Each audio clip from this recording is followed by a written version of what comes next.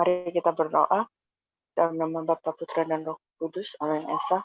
Bapa, kami ucap syukur untuk malam hari ini dan kami serahkan pembelajaran Alkitab pada malam hari ini ke dalam tangan-Mu. Engkau pimpin dari awal, pertengahan hingga akhir ya Tuhan. Biarlah Roh Kudus-Mu menjamah hati dan pikiran kami, membuat kami mengerti apa isi firman-Mu. Terima kasih ya Tuhan, urapi kami masing-masing, penuhi kami dengan Roh Kudus-Mu, dan biarlah kami memulai ini di dalam nama Bapa, Putra, dan Roh Kudus, Allah yang Esa. Amin. Amen. Oke, amin. Thank you, Ibu Grace. My name is Marianne from Egypt. I has the blessing to come to Indonesia. I think 2 years ago. Nama dia Marian. Dia dari Mesir dan dia pernah datang di Indonesia tahun 2018, 2 tahun yang lalu. Today we are going to study together the Epistle of St. Paul to the Philippines. Ya, hari ini kita akan belajar tentang surat dari Rasul Paulus kepada Filipi.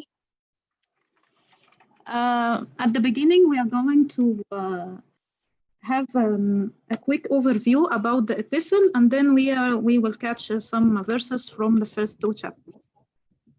Ya, pertama kita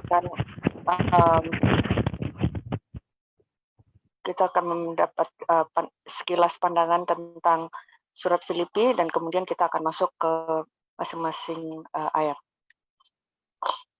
Okay. Philippi was part of or a city in a southern part of Greece. Filipi adalah satu bagian dari negara di Yunani. At the time of St. Paul, Greece was divided into 2 big provinces.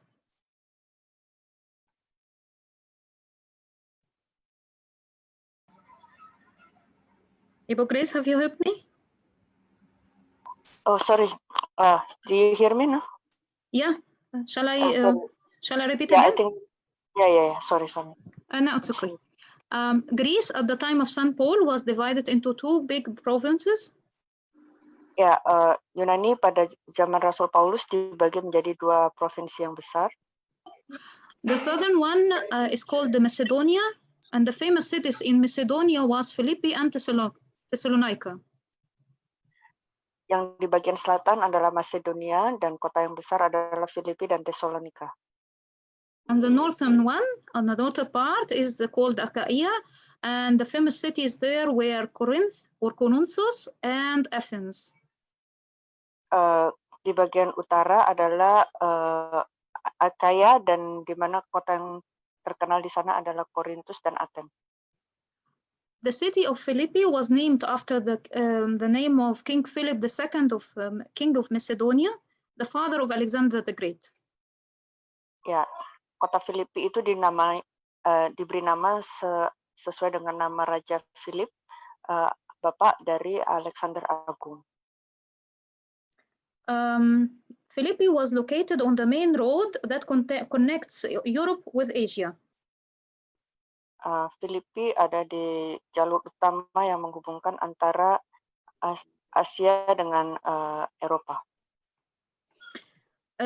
It was a very prosperous Roman colony, and colony means that the citizens of this colony have the same privileges of the Roman citizens. Ya, itu adalah koloni dari negara Roma, dan yang artinya koloni di sini itu mereka memiliki keistimewaan seperti penduduk Roma sendiri. Therefore, they have a very great pride that they assemble the Romans in everything. They don't pay taxes. They dress like the Romans and speak Latin like them. Ya, oleh sebab itu mereka sangat bangga terhadap diri mereka. Mereka berpakaian seperti orang Roma dan tidak membayar pajak, dan bahkan sebagian dari mereka seringkali mereka berbicara bahasa Latin. St. Paul visited Philippi in between 50 and 51 AD. According to what is mentioned in Acts chapter 16, in the vision of the Macedonian, when he saw them in the vision, the Macedonian soldier who told him that come over and help us. Ya, Santo Paulus mengunjungi Filipi pada tahun 50-51 Masehi, seperti yang tercatat di Kisah Para Rasul 16, ketika ada seorang tentara Macedonia yang meminta untuk dia datang dan menghampiri dia. He visited Philippi on his second missionary journey, where he founded the first church in Europe. Ya, dia mengunjungi Filipi pada perjalanan misinya yang kedua, di mana dia mendirikan gereja pertama untuk di Eropa. The Jews at that time were very few in Philippi, therefore they don't have any synagogue or a fixed place to pray in it, so they gathered instead on the riverside for worship. Ya, di sana orang Yahudi tidak terlalu banyak, oleh sebab itu mereka tidak memiliki sinagog untuk beribadah, dan mereka beribadah di pinggir-pinggir di tepi sungai. Philippi was very famous or very well known in the book of Acts because of two major events happened in it. Dan Filipi itu sangat terkenal di Kisah Para Rasul karena ada dua peristiwa yang terjadi di sana. The first event was the belief of Lydia, the purple seller, on the riverside, which is mentioned in Acts 16 verses 12 through 15. Ya, yang pertama itu adalah seorang yang bernama Lydia yang penjual kain ungu yang menjual di pinggiran sungai itu, dan itu tercatat di Kisah Para Rasul 16. And the second event was recorded also in the book of Acts, also the same chapter, but from verse 60 through verse 40, when St. Paul expelled a demon from a young fortune-telling slave girl. Dan kejadian yang kedua, peristiwa kedua yang tercatat juga di dalam Kisah Para Rasul 16, ayat 16 sampai 40, di mana Rasul Paulus mengusir setan dari seorang wanita muda yang seperti petenung gitu. And because magic was very well known there, and because of idol worshipping, when this girl was freed from this demon, the girl's owners were so angry and complained to the local authorities, who in turn ordered that St. Paul and Silas, his fellow worker, to be beaten and jailed. Ya, di sana kuasa kegelapan sangat kuat, dan ketika anak wanita muda ini diusir iblis keluar daripadanya, tuan pemilik dari dia adalah seorang hamba. Tuannya itu sangat marah terhadap Paulus dan Silas, dan mereka melapor kepada otoritas setempat untuk Paulus dan Silas ditangkap dan dimasukkan ke penjara. However, by midnight they were joyfully singing and praying to God, and all the prisoners were listening to them in astonishment. Namun demikian, di tengah malam Paulus dan Silas mereka memuji Tuhan dengan sukacita, dan seluruh orang di penjara itu mendengarkan dengan keheranan. The last part of our introduction will be about the date and the reason for this epistle. Ya, bagian pertama dari pendahuluan kita adalah tentang penanggalan dari surat ini. This epistle, along with the epistles to the Ephesians, Philemon, and Colossians, are known as the prison epistles. Surat ini bersamaan dengan surat Efesus, Filemon, dan juga Kolose itu dikenal sebagai surat-surat dari penjara. It was wrote also by St. Paul when he was in prison in Rome, where he spent at least 2 years. And it was, and the epistle to Philippians was the last prison epistle he wrote. Ya, itu ditulis oleh Rasul Paulus ketika dia di penjara di Roma dalam kurang lebih selama 2 tahun. Dan surat Filipi ini adalah surat dari penjara yang terakhir yang ditulis oleh Rasul Paulus. It was sent to the Philippines through one of his fellow workers. He is called Epaphroditus. Dan surat itu dikirim oleh rekan sekerja dari Rasul Paulus yang bernama Epaphroditus. Epaphroditus was originally sent by the Philippines to St. Paul to make sure that how was he in the prison, and to know all about his news, and to give him also a financial assistance. Ya, Epaphroditus sebetulnya dikirim oleh orang-orang Filipi untuk menjenguk Rasul Paulus di penjara untuk mengirim bantuan, termasuk bantuan keuangan kepada dia.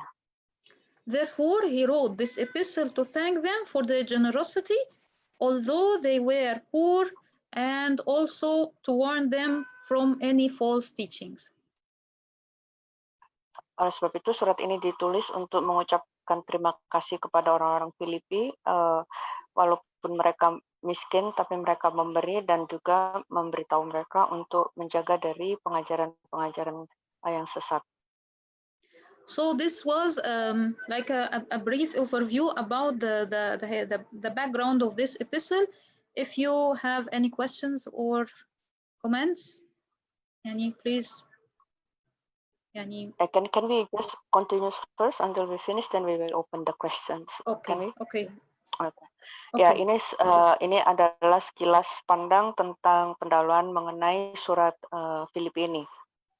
Ya, nanti untuk tanya dan jawab kita taruh di bagian terakhir. Kita lanjutkan terlebih dahulu dan boleh diketik untuk kalau ada pertanyaannya ya. Oke. Okay. Now, please, Grace, we need to start reading from chapter 1, from verse 1 to till 15. Okay. From the screen, sir? No, yeah. I just picked here the one I want to highlight. Okay. Yeah. I need to open from my. Okay. Okay. Philippians chapter 1, verse 6 to 15. Verse 1 to 15. Okay.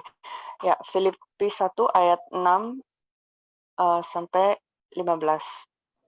Akan hal ini aku yakin sepenuhnya, yaitu Ia yang memulai pekerjaan yang baik di antara kamu, akan meneruskannya sampai pada akhirnya pada hari Kristus Yesus.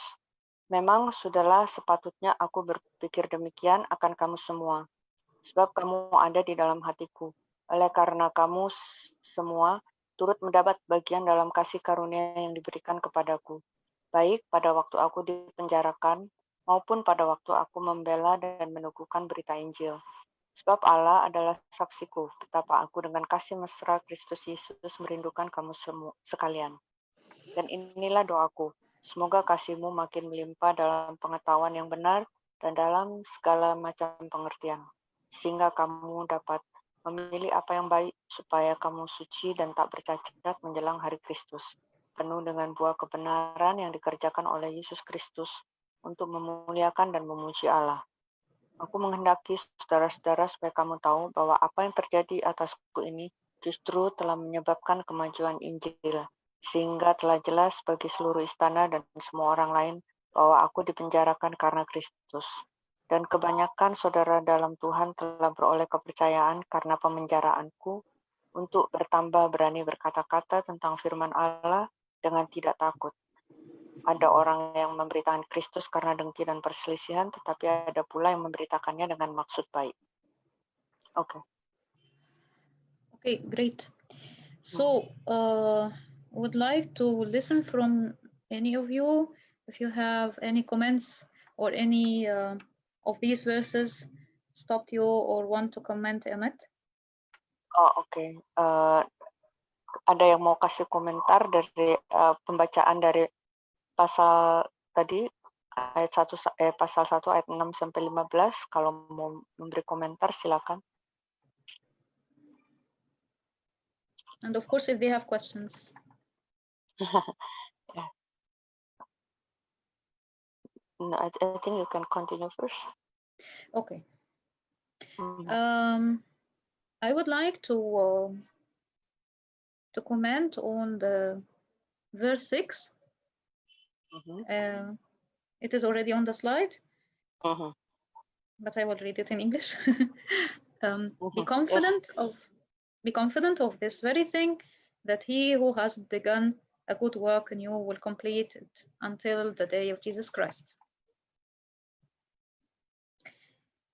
Mhm. I personally love this verse because it's really true that if we meditate in our daily life, we will find that whatever God starts, it always be completed by His grace.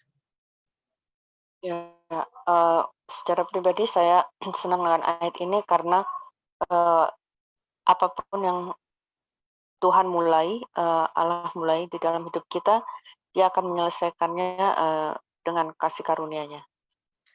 For example, God created Adam after His image, but when he falls, He was incarnated to save him from the eternal death. Sebagai contoh, Allah menciptakan Adam ketika dia jatuh dalam dosa, Yesus datang dan berinkarnasi untuk menyelamatkan manusia dari kematian.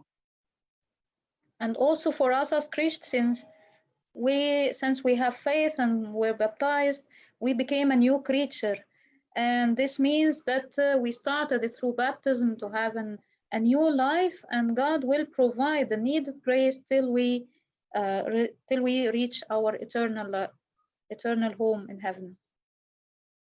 Ya, juga bagi kita orang Kristen, di mana kita memulai dengan baptisan dan kita menjadi ciptaan baru, dan Tuhan akan menyediakan semua anugerah yang dibutuhkan sampai kita sampai ke surga, rumah kita yang kekal. Also, we have in verse 9 and 10, the next slide. Ya, kita masuk ke ayat 9 dan 10. Would you please, Ibu Progress, to read it? Oke. Ayat 9 dan 10. Dan inilah doaku, semoga kasih-Mu makin melimpah dalam pengetahuan yang benar dan dalam segala macam pengertian, sehingga kamu dapat memilih apa yang baik, supaya kamu suci dan tak bercacat menjelang hari Kristus. Here St. Paul is inviting the believers to grow in two things. As he said, you may abound still more and more in knowledge. You love, and you may abound and also in knowledge. So he is concentrating on growing on two things, in love and in knowledge. Ya, di ayat 9 dan 10 dikatakan, di sini Rasul Paulus mengajak orang-orang percaya untuk bertumbuh di dalam dua hal. Dikatakan, semoga kasih-Mu makin melimpah dan pengetahuan yang benar. Jadi diminta kita bertumbuh di dalam kasih dan pengetahuan. And he focused at the beginning to grow in love, because love is the base of any virtue in Christianity. Dan dia pertama mengajak kita untuk bertumbuh di dalam kasih, karena kasih adalah dasar dari semua kebajikan, nilai-nilai kebajikan dalam kekristenan. And also love is the fulfillment of law and refers to the presence of the Spirit, of the Holy Spirit in our hearts. Dan kasih itu adalah kepenuhan dari hukum Taurat, dan hal itu menunjukkan adanya Roh Kudus, hadirnya Roh Kudus di dalam hati kita. Therefore, love is an essential sign for being the image of God. Itulah sebabnya kasih adalah tanda yang sangat penting bahwa kita itu adalah merupakan gambaran Allah. He also encouraged them to grow in knowledge, which means which kind of knowledge? The knowledge of God, to know God more. Ya, dan dia juga mendorong mereka untuk bertumbuh di dalam pengetahuan. Pengetahuan seperti apa? Adalah pengetahuan yang pengetahuan tentang Allah, untuk mengenal Allah lebih jauh. Because there is a close relationship between love and knowledge. The more you love God, the more God enlighten our hearts and our minds to know Him more. And the more we know Him, the more we love Him more. Ya, dan juga ada hubungan yang sangat dekat antara kasih dengan pengetahuan. Semakin kita mengasihi Allah, semakin dia menerangi hati dan pikiran kita untuk mengenal Dia, dan semakin kita mengenal Dia, semakin kita diisi oleh kasih-Nya. Also, we can see this very clear in the relationship between Abraham and God, or in the story of Moses, how their relationship was with God was filled with knowledge and love, and everyone increased according to the other. Ya, kita bisa melihat hal ini sangat jelas di dalam kisah Abraham dan juga kisah Musa, di mana mereka dipenuhi dengan pengetahuan dan kasih akan Allah. And the last verse I would like to comment on it was in verse 27, the next slide. Would you please, Ibu Grace, to read? Kita baca di ayat ke-27. Hanya hendaklah hidupmu berpadanan dengan Injil Kristus. Okay, I would like to. Sorry. I mean, do we read all the verse or just here on the? No, only this one, only this part. Okay. I would like to ask if anyone would like to give us a comment on this verse. What can we understand from it? What we can benefit from it? How we can understand this verse? Ya, mungkin ada yang mau berbagi, share tentang ayat ini, apa yang kita mengerti mengenai ayat ini, dan apa yang bisa kita mungkin aplikasikan dalam hidup kita, atau kita bisa sharing mengenai ayat ini. Boleh, kalau ada yang mau berbagi. Oke. I think to be a witness. This is my comment. Yeah, okay, very good. Any other suggestions? Any other comments? Ada yang mau kasih masukan mengenai ayat ini, Bapak Ibu? It's very silent. Okay. I just want to share the conversation together. I don't want to be just talking all the time. But it's okay. Never mind. Ya. Dia mengharap sebetulnya bisa ada kayak timbal balik masuk supaya bukan dia sendiri yang berbicara. There is someone who said this. Okay, let me read in bahasa. Yes. There is a comment here. Berjuang untuk hidup kita menjadi teladan Kristus. We strive our life to be like the image of Christ. This is Ibu Kristi, makasih Ibu Kristi komennya. Yeah, great. Thank you so much. Terima kasih. Any other comments written in the chat? Christine raised her hand. Yes. Christine. I think the gospel it reminds me with the GPS. If you don't know the way and you want to if it is the first time for you to go, for example, to Jakarta, and you don't know the way, so you are going to use the GPS.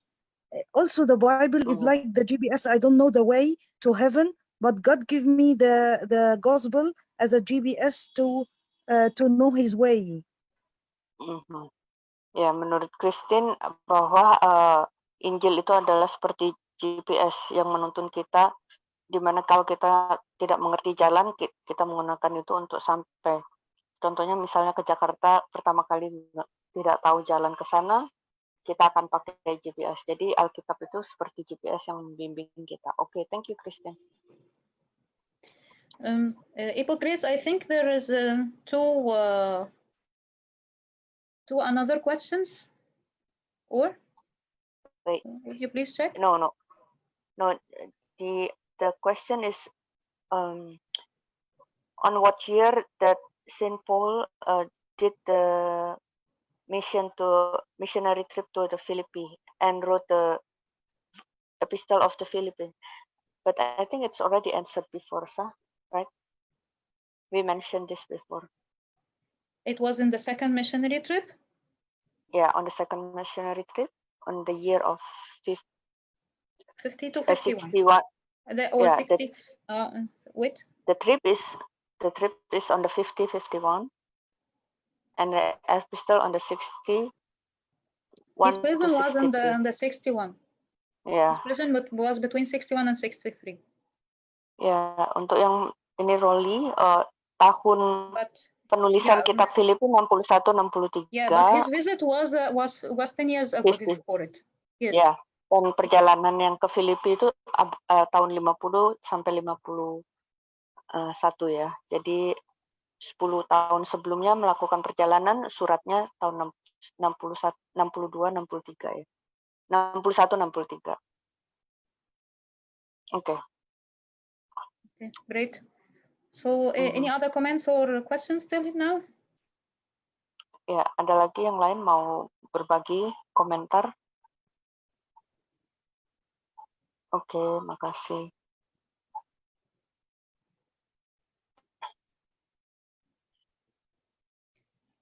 Okay, great. So I would like also to comment on the word gospel here that Christine mentioned before. According to the father teachings, I read before that the word gospel here is not meant to be with the Bible, what we have now. The gospel here means the Christian teachings which St. Paul was delivering to them. Ya, sedikit komentar untuk mengenai arti kata Injil di sini. Injil di sini waktu itu artinya belum seperti yang disampaikan tadi, seperti Alkitab yang sudah jadi, tetapi adalah Injil di sini adalah pengajaran yang disampaikan Rasul Paulus kepada mereka. Itu maksudnya Injil di sini. And he was urging them, as most of you said, that to do their best to live practically and to be witness for Christ from the teachings that they were taught from St. Paul. Ya, mereka diminta untuk melakukan mempraktekkan apa yang mereka sudah terima, yang mereka diajarkan di dalam kehidupan mereka oleh Rasul Paulus untuk menjadi saksi bagi Kristus. And also this little verse also reminded me with a nice quote I read before, that you, as when you live as true Christian, might be the only Bible which can be read everywhere.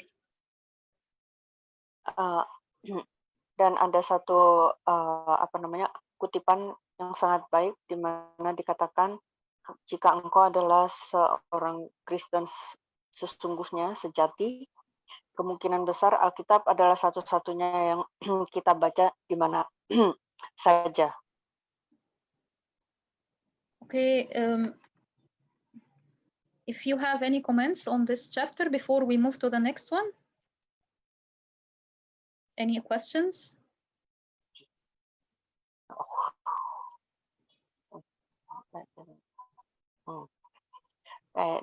Do you have any idea who said this quote? No, actually no. Honestly, to be honest, no. Because sometimes I just read the quotes with the unknown or the anonymous persons. Okay.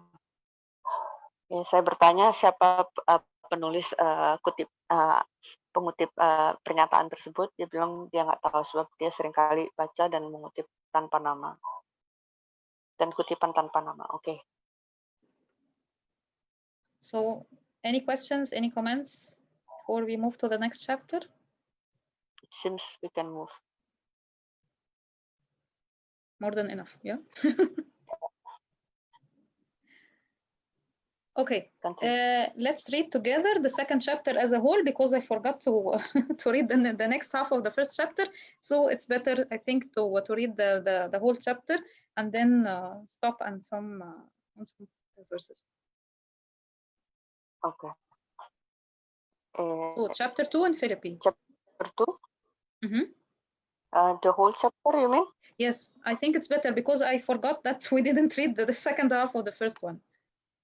I think there is a question here, Grace. Let me check. Siapa yang menyampaikan?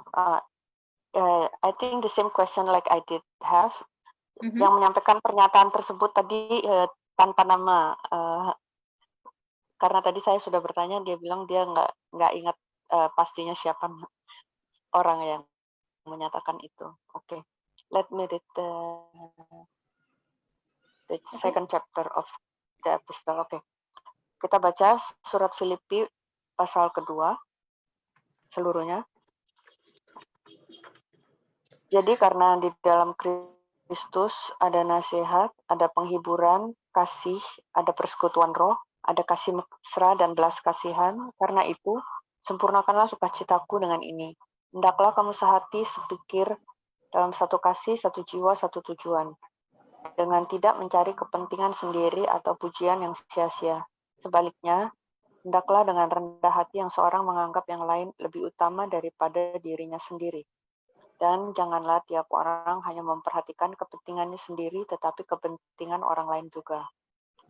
Hendaklah kamu dalam hidupmu bersama menaruh pikiran dan perasaan yang terdapat juga dalam Kristus Yesus, yang walaupun dalam rupa Allah tidak menganggap kesetaraan dengan Allah itu sebagai milik yang harus dipertahankan, melainkan telah mengosongkan dirinya sendiri dan mengambil rupa seorang hamba dan menjadi sama dengan manusia. Dan dalam keadaan manusia, ia telah merendahkan dirinya dan taat sampai mati, bahkan sampai mati di kayu salib.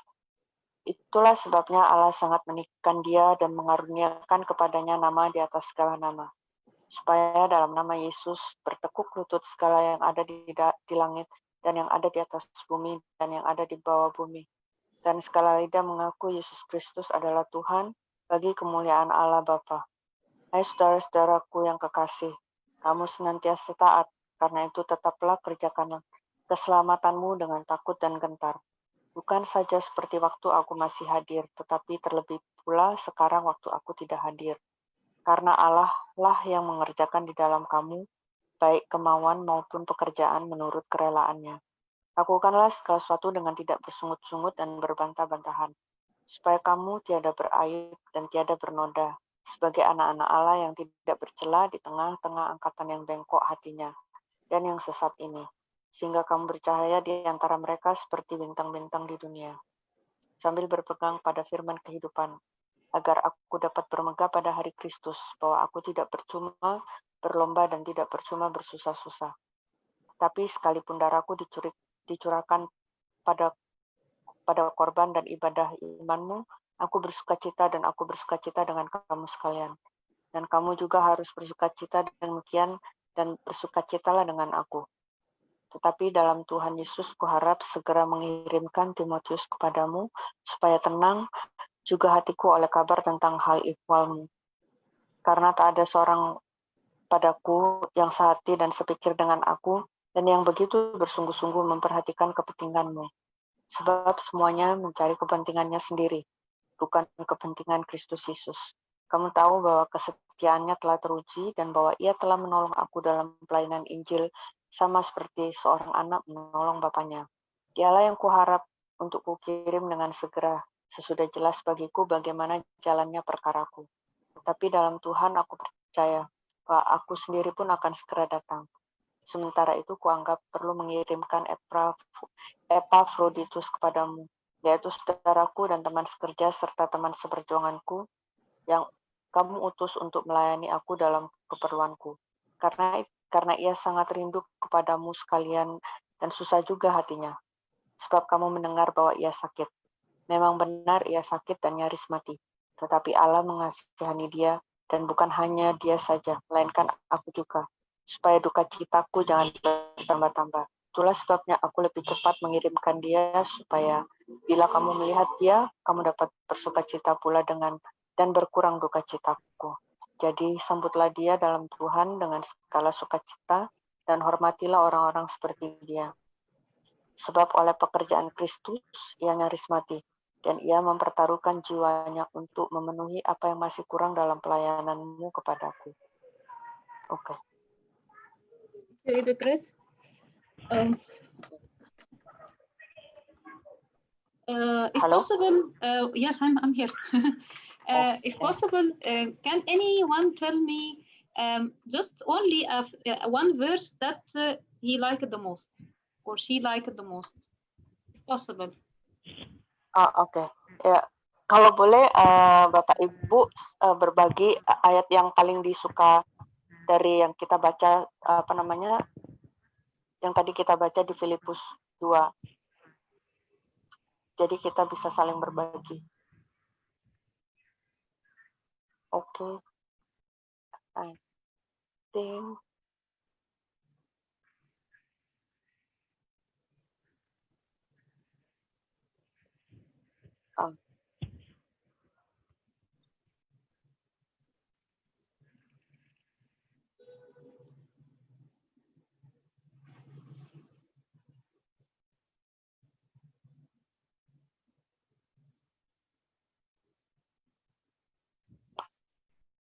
from me, first off,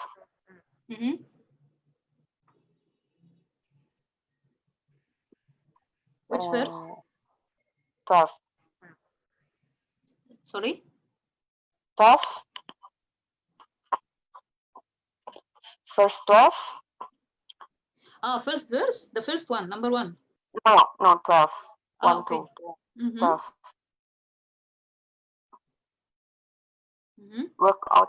Work out your own salvation with fear and trembling. Okay. What Kalau do you like in this verse?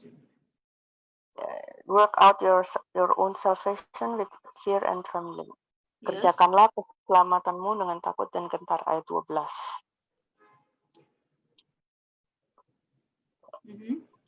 So don't don't consider lightly your salvation. You need to work on it with fear and trembling. First 12. Great. Ya, Yes. jangan menganggap ringan keselamatan kita, karena di sini katakan kita harus mengerjakan keselamatan kita dengan takut dan gentar. I think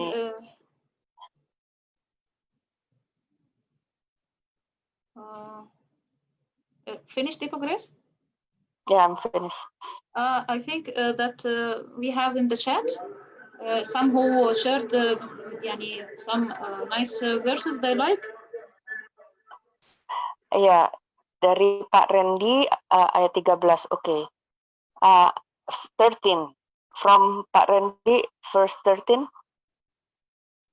Yes, if possible, can you write to us only few words? Why do you like this verse especially?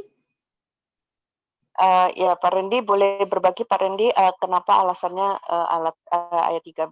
Kemudian nanti Pak Andreas ya, ayat 6 sampai 8.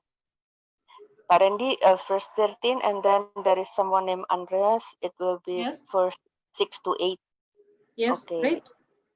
And then from Rolly, verse 5 to 8. Oke. Mungkin dimulai dari Pak Randy, Pak, ayat 13, alasannya apa, boleh Pak?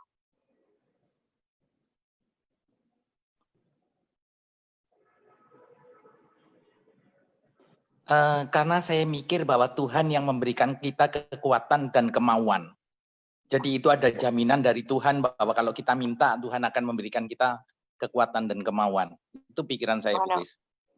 Ya, Tuhan yang memberikan kekuatan dan kemauan di dalam hidup kita ketika kita meminta gitu ya Pak ya? Ya, supaya kita bisa melakukan. Jadi anugerah Tuhan gitu maksudnya? Jadi kalau saya baca ayat ini, Tuhan tidak hanya memberikan kita kemauan, tapi juga Kemampuan. melakukan juga. Membuat kita mampu melakukan gitu maksudnya, Pak? Memampukan dan bisa melakukan. Jadi memberikan kita keinginan, dan kemampuan untuk melakukan gitu. Iya, ya, oke. Memberikan keinginan dan kemampuan untuk melakukan ya, Pak ya. Betul. Oke. According to Pak Randy, based on the verse 13, it is God who gave us the desire, the will, and also the ability to do His will. Yes, it's not very nice word. Verse. Yeah. So there is promise from God Himself that He is the one who will enable us. Okay. Ya. Very good. Oke, sekarang dari Pak Andreas ayat 6 sampai 8. Silakan. Oh, ayat 6 sampai di sini dijelaskan. Oh, he already explains here that because we have the best role model of servant, Jesus always can inspire me. Oke. Menurut so Andreas, but here it is talking about Jesus, I think, our Lord Jesus. So what is the connection here between a model of servant and Jesus? Can you connect for us? Oke. Di sini tadi dikatakan bahwa ayat 6 sampai 8 ini berbicara tentang Yesus, dan tadi dikatakan bahwa ini contoh model dari seorang hamba. Bisakah dihubungkan antara contoh model seorang hamba dengan Yesus itu yang diminta pertanyaannya? Bisakah dihubungkan antara contoh model seorang hamba dengan Yesus sendiri?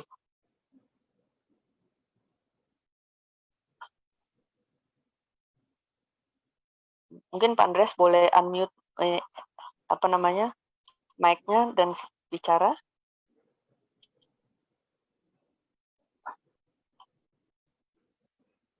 Halo? Yeah, I'm here. I'm still here. I'm just waiting for I'm waiting for him to okay.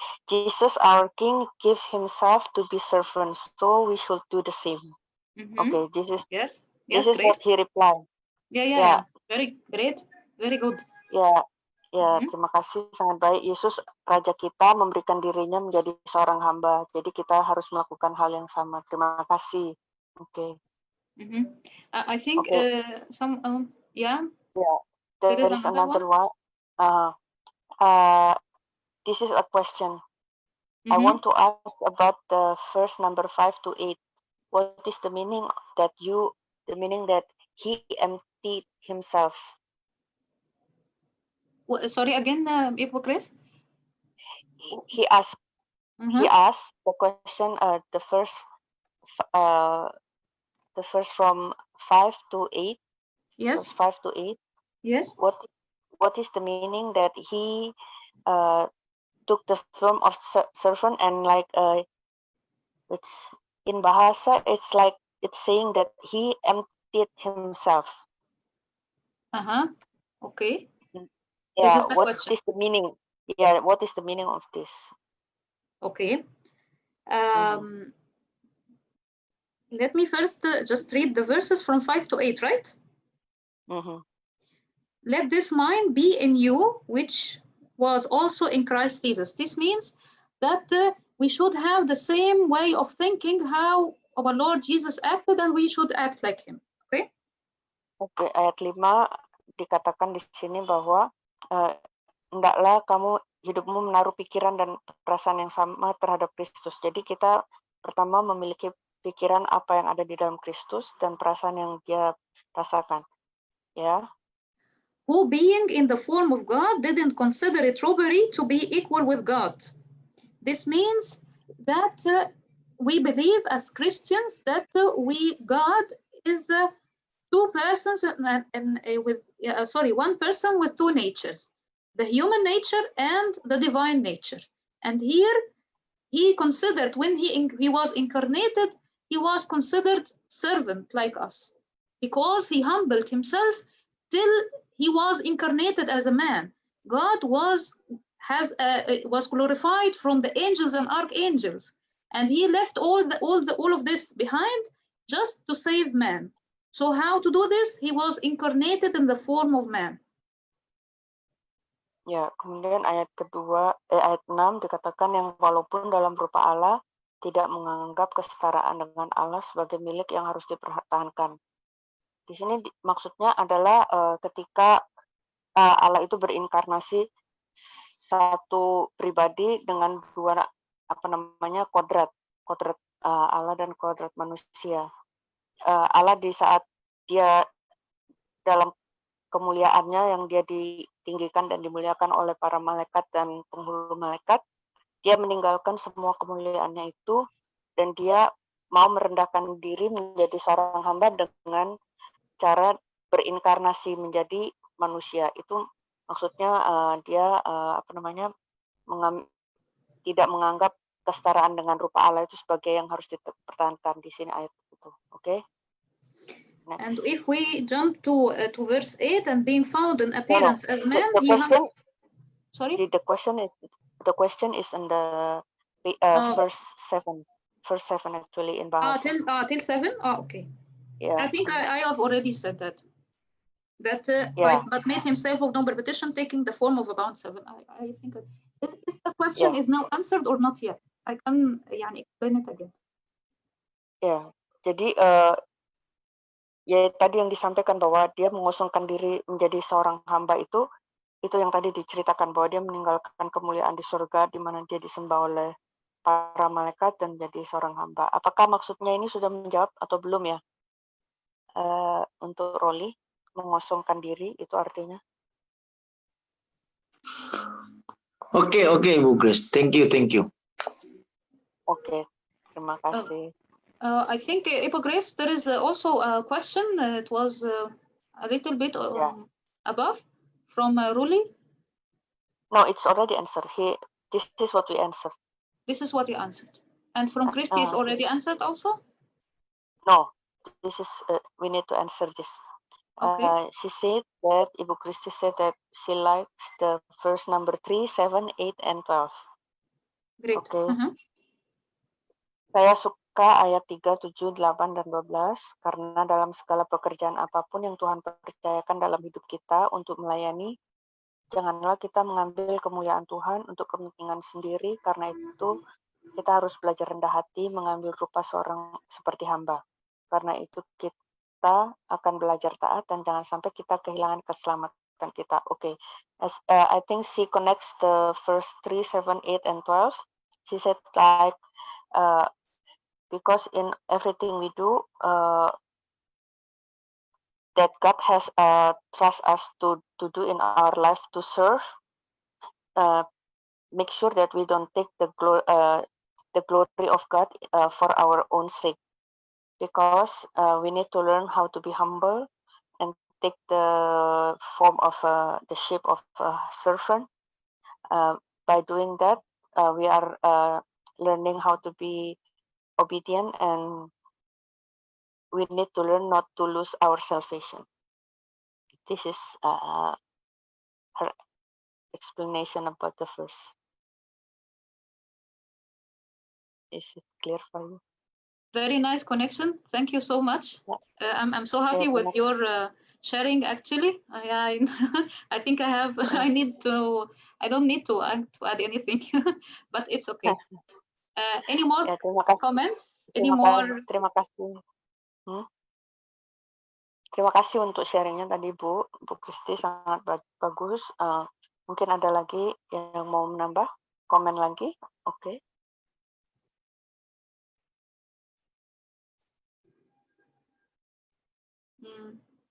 We still have 10 minutes. Kita masih ada 10 menit kalau mau. Oke. Shall we continue? Yeah, I think you continue. You can. Okay. Ibu Grace, saya mau tanya, Bu Grace. Silakan. Nih, maksudnya pada zaman dulu itu kalau saya berpikir ya, kalau seandainya para rasul menyebutkan mengikuti menaruh pikiran dan perasaan yang terdapat juga di dalam Kristus, saya pikir mereka punya gambaran yang jelas karena benar-benar mereka hidup sama-sama dengan Kristus secara fisik ya, secara fisik mereka kelihatan dan mereka betul-betul melihat semua situasi yang dihadapi oleh Yesus dan karena mereka hidup setiap hari berjalan bersama-sama. Nah, pertanyaan saya adalah bagaimana dengan kita yang secara fisik tidak melihat Kristus? Ya, itu maksud pertanyaan saya seperti itu, Ibu Grace. Bagaimana caranya? Iya. Okay. I think his question is regarding to the verse number 5. Yes. Verse 5. I think verse 5. Let this mind be in you, which was also in Christ Jesus. The question, yeah. Yes. His question is maybe they can write like this because he could wrote like this because he lived in the same time with Jesus, so they know him personally in flesh. So that's why it's easy for them to understand this idea. But how about the idea that we are now is far away from Jesus Christ? We cannot see him, blah, blah, blah. So how can we have this idea that we put our mind and our heart according to as also in Jesus Christ itself? How can we have this mind? Okay. You finished? Have you finished? Yeah. Okay. Yeah, I think we finished. As far as I understood, I hope that I understood the question correctly. This is simply, yes, of course, you are right that we don't have Jesus in flesh like now, but he left for us the Holy Spirit. He sent it, and now through baptism, the Holy Spirit, the Spirit of God, is living within us. So by praying, by reading in the Bible, by praising God, by having a continuous relationship with him all over the day, so we can have the same mind as our Lord Jesus. For example, if someone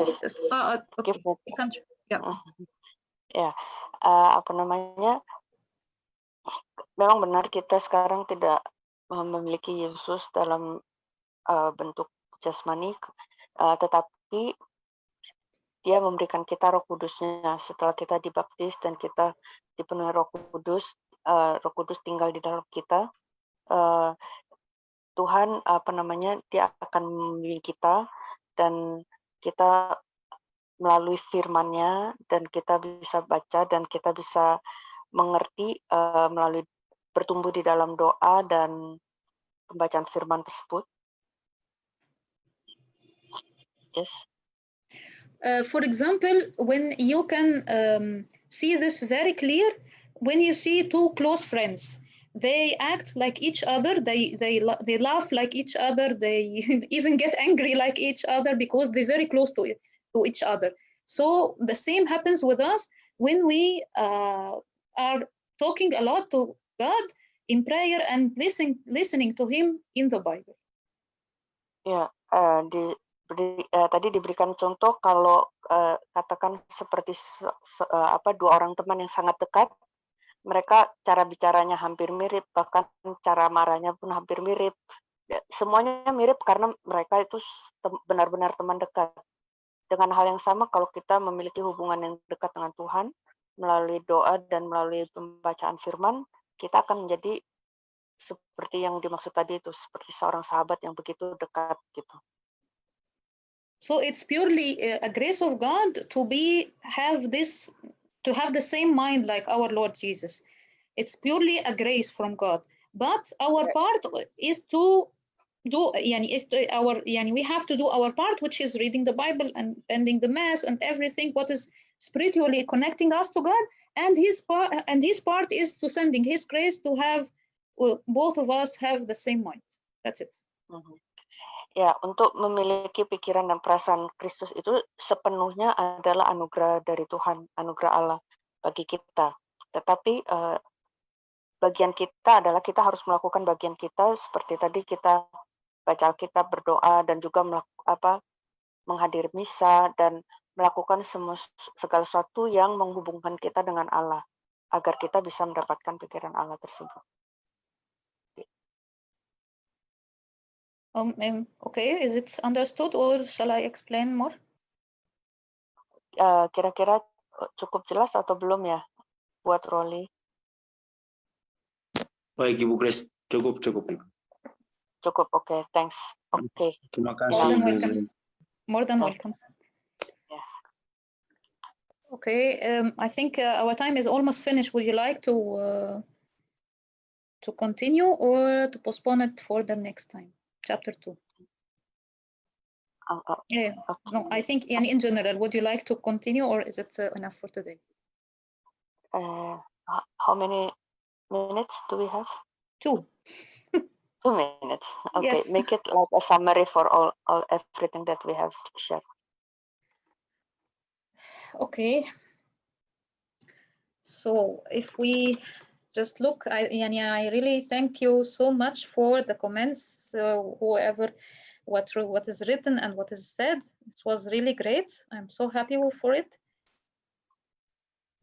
Terima kasih untuk semua yang sudah memberikan komentar untuk tadi apa yang sudah ditulis dan berbagi. So to summarize what we already said, that we need to have a mind after the mind of our Lord Jesus, to be humble, to work for the salvation of others through God and not through our abilities.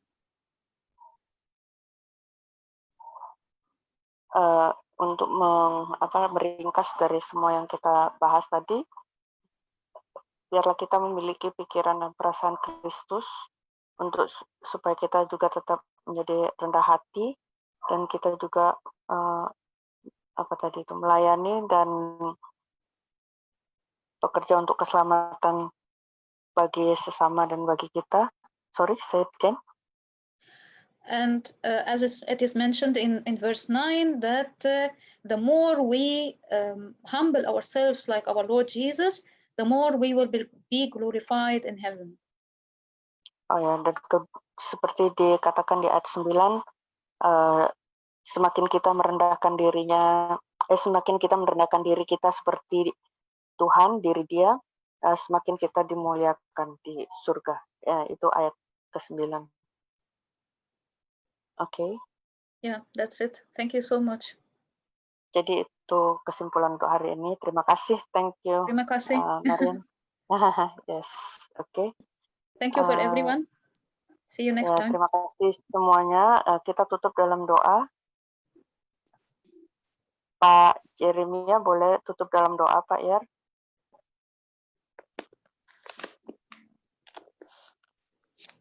Ya, mari kita berdoa. Segala hormat, kemuliaan, pujian hanya bagi Bapa di surga, Tuhan Yesus dan Roh Kudus ketika yang esa.